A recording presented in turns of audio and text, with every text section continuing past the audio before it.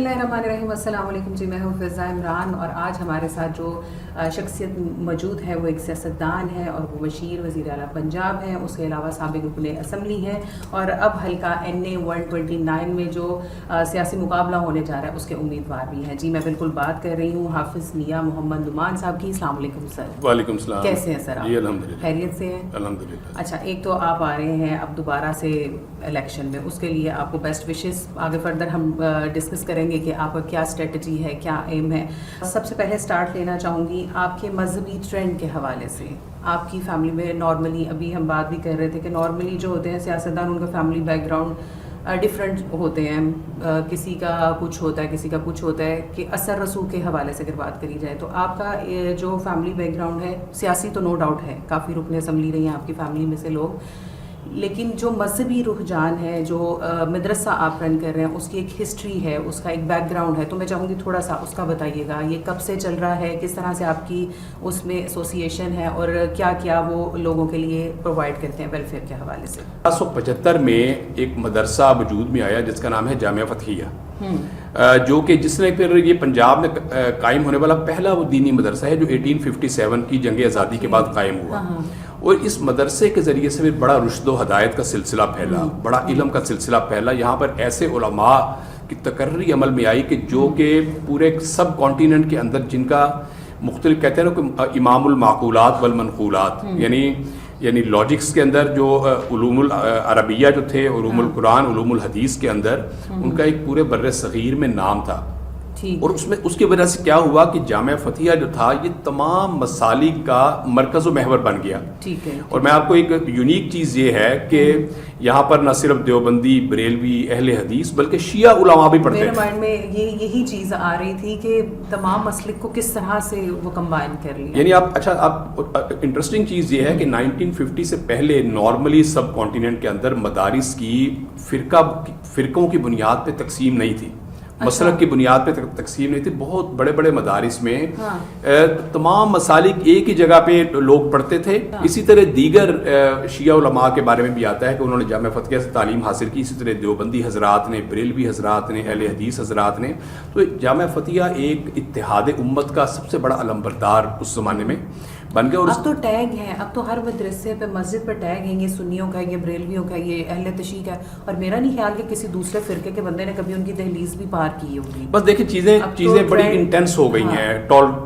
अपना जो टॉलरेट करने का जो एक मादा है वो बड़ा कम होता जा रहा है। और इसको हालांकि आपकी बात से मुझे यही लग रहा है कि अगर एक सदी हम पीछे जाएं तो इतना ये चीजें आम नहीं थी। तो नहीं, बिल्कुल नहीं थी। बड़े माहौल नॉर्मलाइज थे बुनियादी तौर पर। बहुत सारी चीजों को फिरका वारियत इतनी ज्यादा है पॉलिटिक्स के लिए डर लगता है। पॉलिटिक्स के लिए इस्तेमाल किया गया ना बहुत सारी चीजों को। आपने रखते हैं सर, PLP को भी तो खत्म किया गया, उस पर क्या कहेंगे? बस इसमें देखें ये एक अलमिया है कि एक ऐसा नारा जो कि पूरी उम्मत का नारा है। यानी अब खत्म नबूवत के ऊपर तो किसी मुसलमान को इनकार नहीं है। और आपको क्या लगता है गवर्नमेंट बदलेगी, दूसरी कोई गवर्नमेंट आएगी, XYZ कोई भी आता है, तो दोबारा से ये पार्टी अपने वजूद में आ जाएगी? या देखें ये तो अगर कोई गवर्नमेंट मजीद, क्योंकि हमने माजी में देखा ऐसे ही होता है कि किसी भी पार्टी को खत्म किया जाता है, जैसे गवर्नमेंट बदलती है, इत्तेहाद होता है और वो फिर दोबारा से जिंदा हो जाते हैं। देखें ये तो अब अगली गवर्नमेंट जब आएगी तो वो ये देखेगी कि अब अगर किसी जमात को दोबारा परमिशन मिलनी चाहिए तो वो किन बुनियादों पे मिलनी चाहिए। आपके सियासी करियर की तरफ आना चाहूँगी। फैमिली में तो काफ़ी लोग रहे। आपको बचपन से ही था शौक, या आपको लगा कि मुझे भी सियासत में आना चाहिए, कि जो एक फैमिली की वो चल रही है उसको आपने कंटिन्यू रखा? मैं जब गवर्नमेंट कॉलेज लाहौर में गया और 1986 की बात है, तो मेरा वहाँ पर इस्लामी जमीयत तलबा से एक ताल्लुक बन गया। तो फिर मैंने वहां से मैंने स्टूडेंट पॉलिटिक्स का आगाज किया। एक तो मैंने फैसला किया कि मैंने सियासत करनी है। ठीक है। और अब सियासत किसके साथ करनी है ये मेरा फैसला एक मेरे लिए बड़ा फैसला था। करना है। तो मुझे फिर मैंने 2-4 हफ्ते पूरी सोच विचार के बाद फैसला किया कि मैं अगर प्रैक्टिकल पॉलिटिक्स करूंगा तो PMLN के साथ करूंगा। ठीक है। तो मैं 1990 से लोग आ रहे थे वो भी PMLN के साथ थे या दूसरी पार्टीज के साथ थे? नहीं, जो हमारे वो उस जमाने में मियाँ उस्मान साहब मरहूम जो थे वो जमात इस्लामी में थे। अच्छा। वो सारी जिंदगी जमात इस्लामी में उनकी गुजरी। ठीक है। आपका पर्सनल डिसीजन پلان تھا کہ میں PMLN کے ساتھ میں نے پھر اپنی پریکٹیکل جو لائف ہے وہ میں نے PMLN کے ساتھ 1995 سے شروع کی، الحمدللہ آج تک ادھر ہی ہوں. چلیں جی ماشاء اللہ.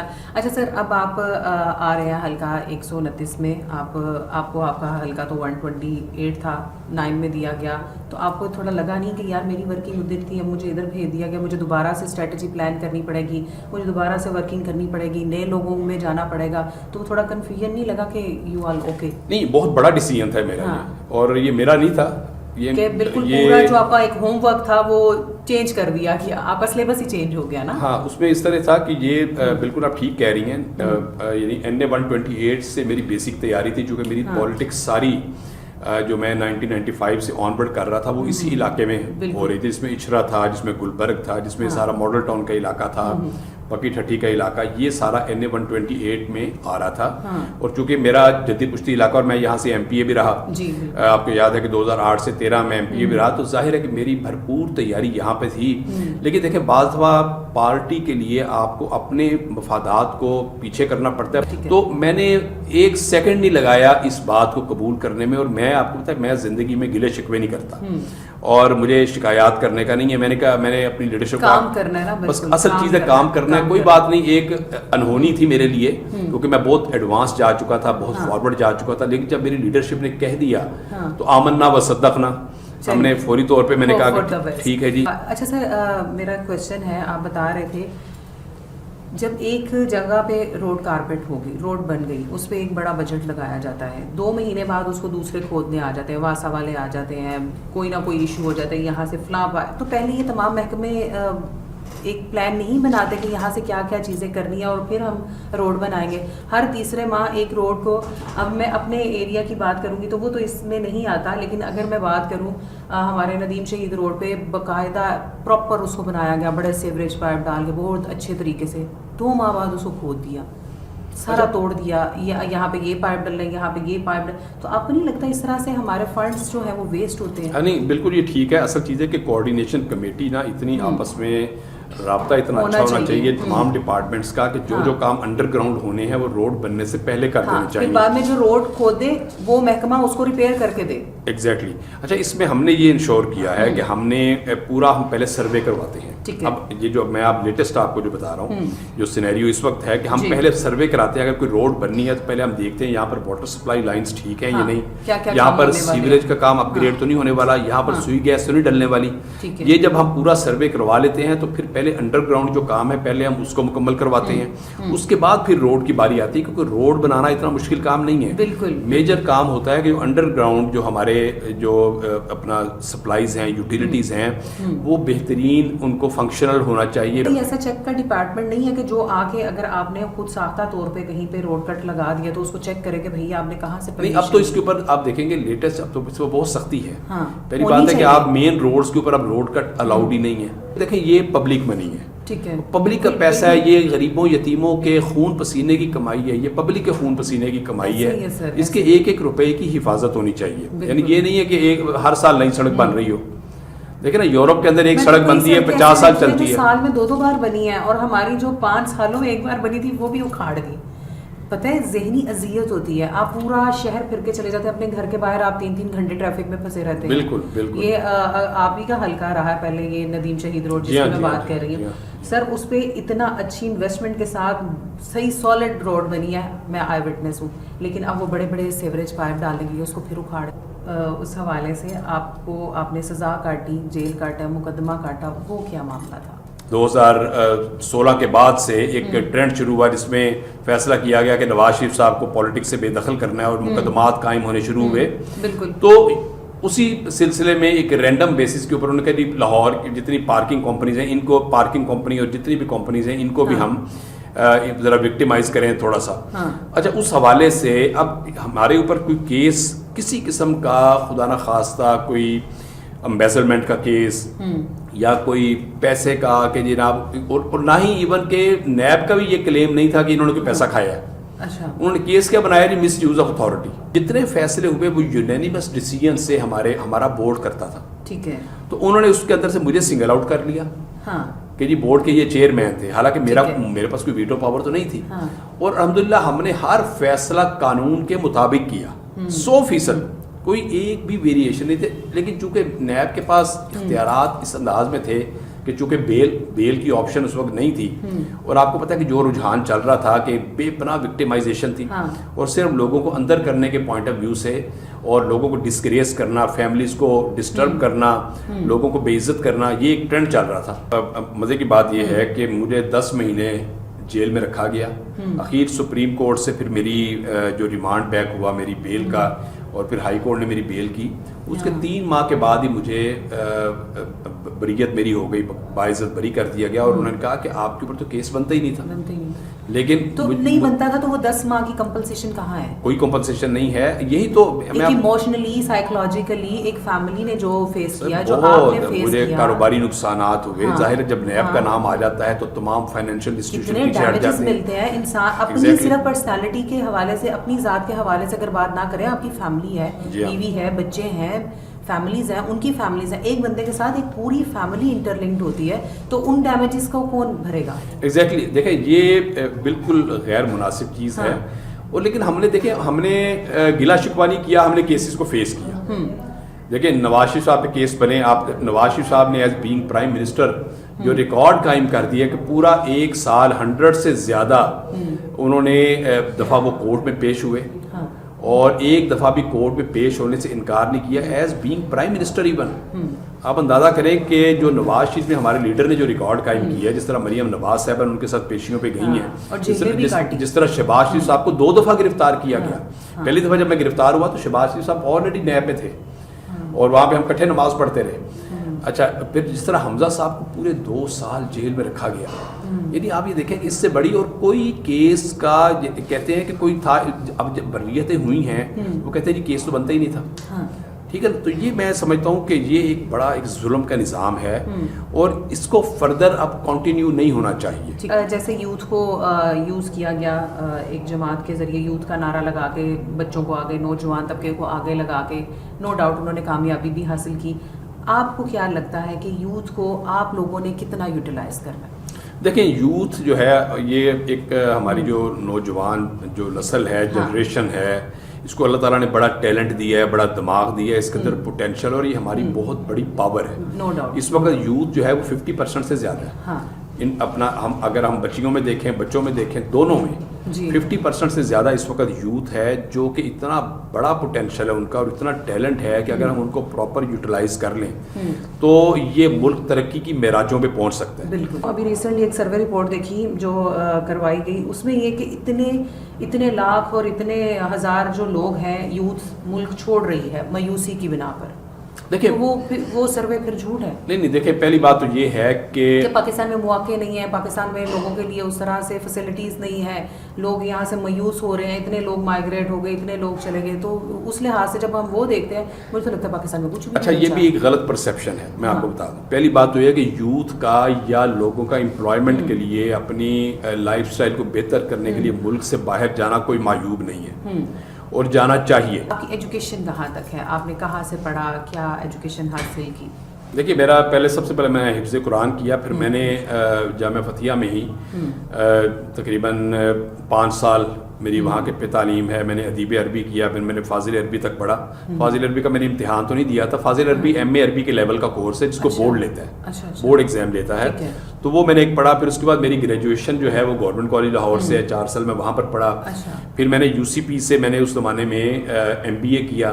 پھر اس کے بعد میرا جو ڈپلوما ہے ان ہوٹل مینجمنٹ سوئٹزرلینڈ سے ہے. اچھا, تو ماشاءاللہ آپ ہائیلی کوالیفائڈ ہیں. میری الحمدللہ پہلے ہم بات کر رہے تھے کہ انڈر میٹرک بھی تھے, اور میٹرک اور ایف ایر میں یہی سوچ رہی تھی کہ یہاں ہم جن لوگوں کو لا کے بٹھاتے ہیں ایوانوں میں, کم از کم ان کو پتہ تو ہونا چاہیے, ان کو کچھ نو ہاؤ تو ہونی چاہیے, کچھ ان کی ڈگریز تو ہونی چاہیے. جو گورنمنٹس آئی انہوں نے اپنے مطابق ترمیم کر کے میٹرک کے اوپر کر دی, میٹرک کے نیچے کر دی, ایف اے کر دی, اور جعلی ڈگریوں والے بھی رولے ہوتے رہے, اور بہت سی جعلی ڈگریوں والے ابھی تک میں نے ایوانوں میں بیٹھے ہوئے بھی سر دیکھے ہیں. دیکھیں آئین پاکستان کی روح سے تو آپ تعلیمی قید یا پابندی نہیں لگا سکتے الیکٹڈ کسی کے بینگ الیکٹ ہونے پہ, ٹھیک ہے. ہاں اگر کوئی ترمیم کر لیں یا کوئی شعور آگاہی بھی تو ہونی چاہیے. ہاں وہ دیکھیں شعور اور آگاہی اصل میں کام کرنے سے آتی ہے پریکٹیکل فیلڈ. سر آپ کی پارٹی کے حوالے سے یہ کہا جاتا ہے کہ نوازشات ہوتی ہیں اپنے قریبی لوگوں پر یا فیوریٹزم بہت زیادہ ہے, آپ کا کوئی ایسا مسئلہ ہے یا you are okay with the party? نہیں, میں تو ہمیشہ پارٹی کے ساتھ رہا ہوں. آپ فیوریٹس میں رہے ہیں؟ اللہ کا شکر ہے, میں ہمیشہ سے فیوریٹ رہا ہوں پارٹی کا, اور میری لیڈرشپ کے ساتھ میرا ایک بڑا رسپیکٹ کا, ایک بڑا محبت کا, ایک بڑا ٹرسٹ کا تعلق ہے. میاں نواز شریف صاحب کے ساتھ بھی بہت ہی اچھا تعلق ہے ٹرسٹ کا, بڑی محبت کرتے ہیں. میاں شہباز شریف صاحب کے ساتھ میرا بہت ہی قریبی تعلق ہے اور اعتماد کا تعلق ہے. اللہ تعالیٰ کی مہربانی سے کہ اللہ کی ذات نے بڑی قباحتوں سے بچایا ہے, حلال و حرام کی تمیز ہے ہم نے کی ہے ہمیشہ, اور میری لیڈرشپ اس بات سے آگاہ ہے کہ یہ وہ فیملی ہے کہ جو 1 روپے کی بھی روادار نہیں ہے کسی بھی لحاظ سے, کیونکہ یہ تو پبلک منی ہے, یہ ہے غریبوں اور یتیموں اور بیواؤں کا مال, یہ لوگوں کے خون پسینے کی کمائی ہے. میرا عقیدہ اور ایمان ہے کہ اس کے 1 روپے کی بھی ہیرا پھیری کرنا جو ہے وہ اپنے پورے رزق حلال کو حرام کر دیتا ہے. محافظ بنائے گئے ہیں سیاسی لیڈرز, اس پہ محافظ بنائے گئے ہیں اگر سمجھا جائے تو. ایگزیکٹلی. اچھا سر, پراپرٹی کا بھی آپ کا ساتھ میں بزنس ہے, اس کے علاوہ کچھ اور؟ دیکھیے ہمارا جو ہے پہلے تو ہم پرانے زمانے میں ذمہ دارہ تھا, ہمارا ذمہ دارہ پھر ختم ہوا, ہم لینڈ ڈیولپمنٹ کے کام میں آ گئے, کنسٹرکشن کے کام میں آ گئے.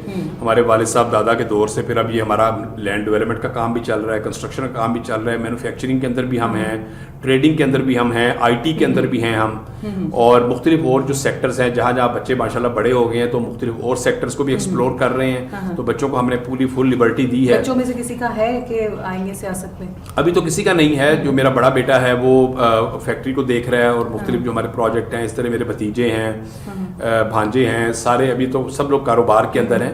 یہ تو with the passage of time دیکھیں ان شاء اللہ تعالیٰ جنریشن میں آنا چاہے گا, نیکسٹ جنریشن میں تو اپنی اس کی مرضی ہے وہ آ جائے گا. ٹھیک ہے سر, کتنے بچے ہیں آپ کے؟ میرے 4 بچے ہیں. اچھا, بھابیاں کتنی ہیں جی؟ بیگمات کتنی ہیں؟ ایک ہی بیگم سے ہیں 4 یا؟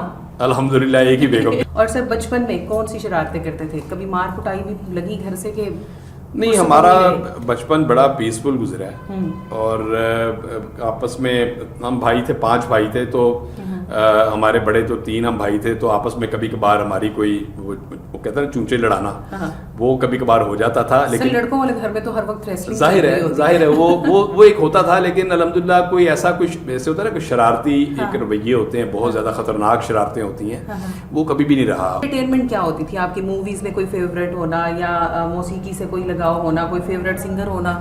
آپ کی تو ایک پیٹرن لائف چل رہی ہے, تو اس میں کچھ ایسا نہیں. شروع بچپن میں تو ہمارے گھر میں ٹی وی دیکھنا بھی منع تھا, بلکہ ٹی وی تھا ہی نہیں. اچھا, پھر وہ جب ہم کوئی, مجھے یاد ہے کہ 1978-79 میں والد صاحب نے پھر ٹی وی لیا, اور وہ ہم نے بڑا اصرار کیا. والد صاحب کو پتا چلا کہ بچے ٹی وی دیکھنے کی پھپھو کے گھر جاتے ہیں. آس پڑوس میں اچھا, ہماری پھپھو کا گھر تھا ساتھ ہی, تو ہم نے ٹی وی دیکھنے کے لیے کبھی کبھار وہاں چلے جانا. تو والد صاحب کو ایک دن جب پتا چلا, فوراً والد صاحب جا کے ٹی وی خود خرید کے لے آئے, گھر پہ لے آئے کہ بھائی یہ تو بچوں کے اندر فرسٹریشن نہ پیدا ہو. ڈراموں سے کوئی لگاؤ نہیں ہے؟ نہیں, وہ مجھے کسی بھی زمانے میں. بھابھی سے لڑائی ہو کے دکھی گانے نہیں سنتے آپ؟ ان کو بھی شوق کوئی ٹائم نہیں ملتا. اچھا, بھابھی کو بھی شوق نہیں ہے؟ نہیں, ان کو بھی کبھی انہوں نے میرے سے شادی سے پہلے کا تو مجھے علم نہیں ہے, لیکن شادی کے بعد. ارینج میرج ہے آپ کی؟ ارینج میرج ہے. ہاں, تو اسی لیے آپ گانے نہیں سنتے, کیونکہ وہ لڑائی والی اور وہ دکھی ہونے والی نوبت ہی نہیں نا, نوبت ہی کوئی نہیں آئی الحمدللہ. تو کوئی فیوریٹ سنگر نہیں ہے سر؟ نعت میں کبھی رہا؟ نعت نہیں, میں نعت بھی بہت کم. کرت وغیرہ تو اچھی ہو؟ کرت میں خود, اب کرت میں ہمارا یہ تھا کہ ایک شوق ہے بڑا کہ اپنا ہمارے مدرسے کے اندر بڑے بڑے نامور جو مصری قراء ہیں, ہماری ایک بڑی محفل مشہور تھی جو یعنی عالمی محفل حسن قرات, وہ ہم بڑا کافی عرصہ ہمارے مدرسے میں عالمی شہرت یافتہ قاری آتے رہے. وہ ایک ٹرینڈ تھا جس کا مجھے بڑا شوق تھا.